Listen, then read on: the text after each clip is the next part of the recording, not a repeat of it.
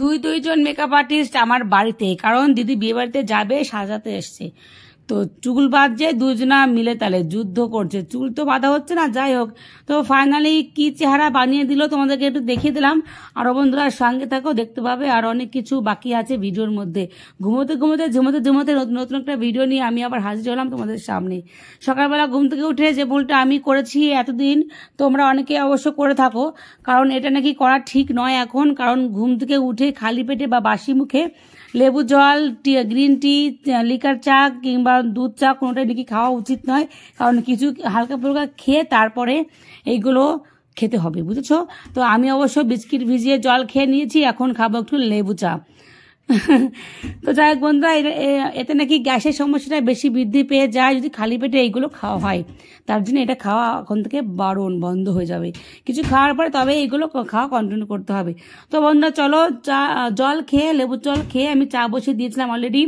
এদিকে দিদি জামাইবু পুকুরের দিকে তাকিয়ে মাছ গুনছে দুজনায় মিলে। যাই হোক, তো চলো আমি দিদি জামাইবুর জন্য দুধ চা বসিয়ে দিয়েছি। দুধ চাটা আজকে দারুণ বানাবো, ফাটাফাটি বানাবো, তোমার দেখে নেবে কিন্তু। হ্যাঁ, কেমন বানাই আমি, এই দেখো সুন্দর দুধ চা। চলো দিদি জামাইবুকে দিয়ে আসি, ওদেরকে দিয়ে আবার সকালে টিফিন বানাতে হবে, যে রুটি বানাবো। তার জন্য সবজি অলরেডি কড়াইতে আমি চাপিয়ে দিয়েছি।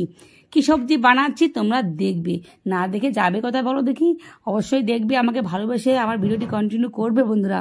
তোমরা পাশে আছো বলেই তো আমি এত বকবক করতে পারি, বলো। এই দেখো কুমড়ো দিয়ে, একদম কালো জিরে ফোড়ন দিয়ে কুমড়ো দিয়ে বসিয়ে দিয়েছি। জামাইবাবুকে পেপার পড়ছে, এদিকে মটরশুঁটি দিয়ে সুন্দর করে আমি জাস্ট টিফিনটা না অসাধারণ হবে। কুমড়ো দিয়ে মটরশুঁটি, যার দারুণ হেলদি খাবার, বুঝেছো? হয়ে গেল আমার ফাইনালি টিফিনের সবজি করা। এখন রুটিটা বানাবো। একদম আটা মাখিয়ে রেখেছিল আমার দিদি, সুন্দর নরম তুলতুলে আটা মাখিয়েছে, অদ্ভুত সুন্দর। চলো পরিবেশন করে দিয়ে দিই।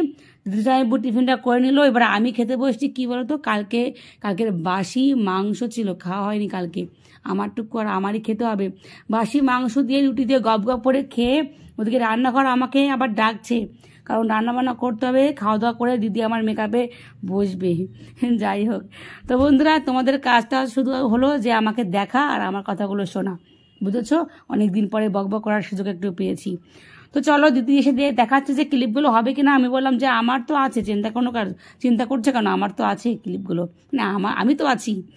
যাই হোক, মাছগুলো ভাজতে গিয়ে ঘন্টা প্রায় হতে হতে আবার মাছগুলো চাঙ্গা চাঙ্গা করে ভেজে নিয়েছি একদম। মাছগুলো দিয়ে অনেক স্বপ্ন আছে, কি করবে বলো তো? দিদি একটা নতুন রান্নার আইটেম বলেছে আমাকে।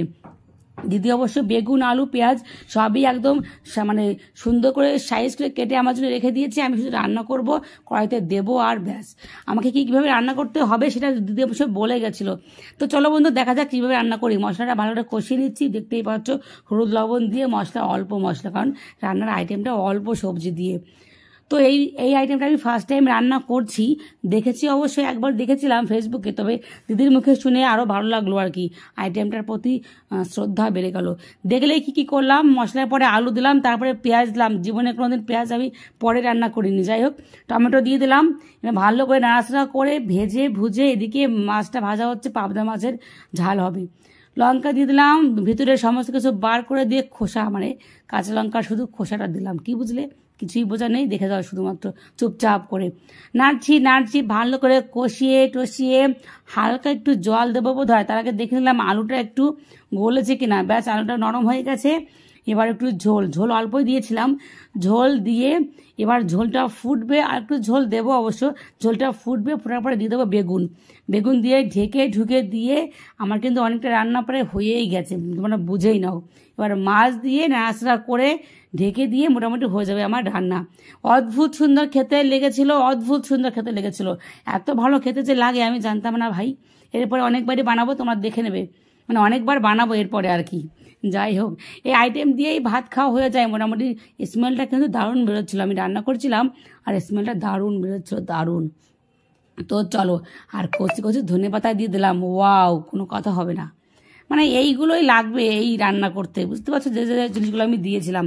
তো চলো, ফাইনালি আমার রান্না বান্না হয়ে গেছে। এই দেখো দারুণ সুন্দর হয়েছে। আর একটু হলে মনে হয় ভালো হতো আর কি, ভাগে লাস্টে মিটবে কিনা সন্দেহ আছে, এত সুন্দর রান্না করেছি। তো চলো, রান্নাবান্না কমপ্লিট হয়ে গেছে।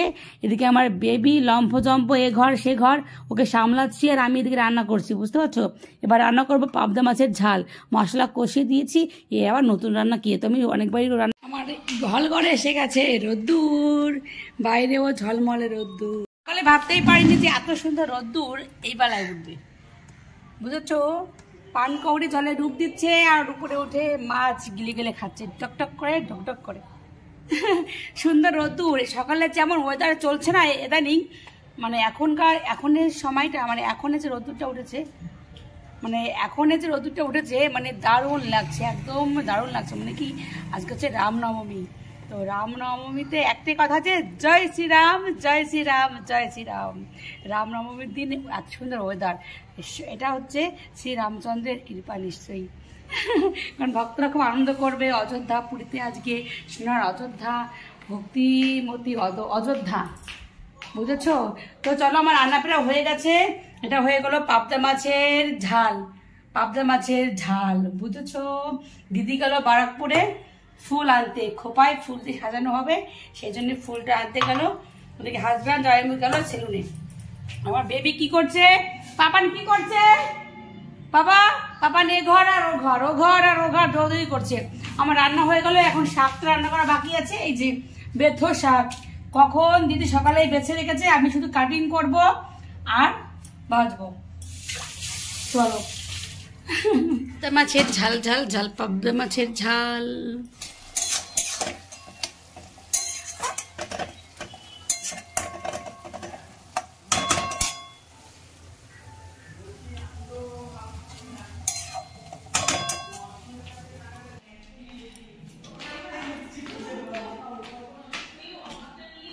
পাপানকে রেখে চুপি চুপি আমি চলে এলাম যে এখানে কি হচ্ছে, কত দূর এগোলো মেকআপ করা। দুইখানে আর্টিস্ট চলে আসলে আমাদের বাড়িতে, মেকআপ তো দুর্দান্ত এগোবে আর কি।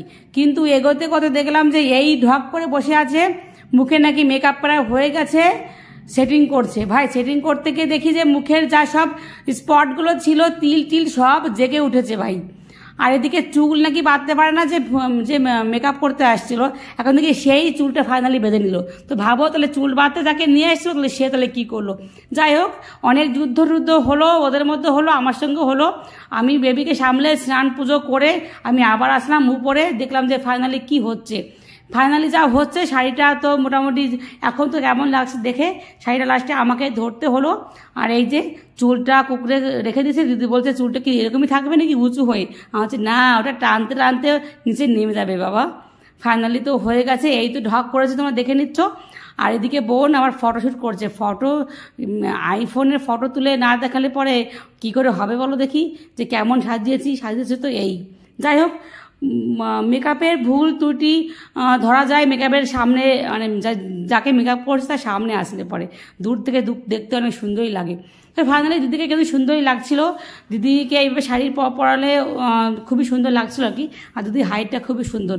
যাই হোক, তো দিদি লাস্টে শীতের সময় বুঝতেই পারছো, চাদর মুড়ি দিয়ে জামাইবাবু যে টোটো অটো নিয়ে আসলো, দিদি এখন টাটা বাই বাই করে বিয়ে বাড়িতে যাচ্ছে দিদি। এখন কটা বাজে, প্রায় 7টার মতন বাজে, যাচ্ছে। এরপরে আবার বাড়িতে আসবে, জামাইবাবু সঙ্গে আছে অবশ্য। তো চলো, 2টোর থেকে সাজতে বসছে, 2, 3, 4, 5, 6, 4 ঘন্টা, 6টা বাজে এখন, বুঝেছো। তবে সুন্দর লাগছে দিদিকে সাজিয়ে। লাস্টে শাড়িটা আমাকে ধরতে হচ্ছে। শাড়ি যে মানে মুখের মেকআপ করেছে, সে শাড়ি পরাতে পারে না, চুল বাঁধতে পারে না, তার জন্য একজনকে নিয়ে এসছে, সে নতুন, মানে আজকেই ধরো তার হাতে খড়ি, আমতা করছে, মানে কি হাত কাঁপছে, আরে ধুর। তারপরে আমি শাড়ি ধরলাম। মানে কাজ জানা থাকলে দেখো ঠিক কোনো কাজ লাগে। যাই হোক, তো চলো, বেশ অনেকক্ষণ পরে ফিরে এলাম, কারণ হাজব্যান্ড নিচেই কলিং বেলে বাজাচ্ছে। যাই হোক, তো ফাইনালি হাজব্যান্ড আসলো, কিন্তু হাতে প্যাকিং ছিল, খিচুড়ি নিয়ে আসছিল। আমার হাতে রান্না করতে লাগেনি, ভাত ছিল, বেবিকে গরম করে খাইয়ে দিয়েছি, আমি ওই খিচুড়ি খেয়েছি। তো হাজব্যান্ড আসছে, হাজব্যান্ড আবার এখন বাজে প্রায় 11:30, 12:15 মতন, দিদিকে আবার আনতে যাচ্ছে। যাই হোক বন্ধুরা, তোমরা ভালো থেকো, সুস্থ থেকো, অবশ্যই খুশি থেকো, আমার সঙ্গে তো আমাকে ভালোবাসা নেক্সট ব্লগ দেখার জন্য। তো বন্ধুরা, তোমাদের ভালোবাসায় আমি ভিডিও করতে উৎসাহ পাই ঠিকই, কিন্তু সময়ের অভাবে হচ্ছে না কন্টিনিউ করাটা। তবে বন্ধুরা, ভিডিও আমি দেবো, ভিডিও ছাড়ছি না দেওয়াটা, তোমরা সঙ্গে থেকো।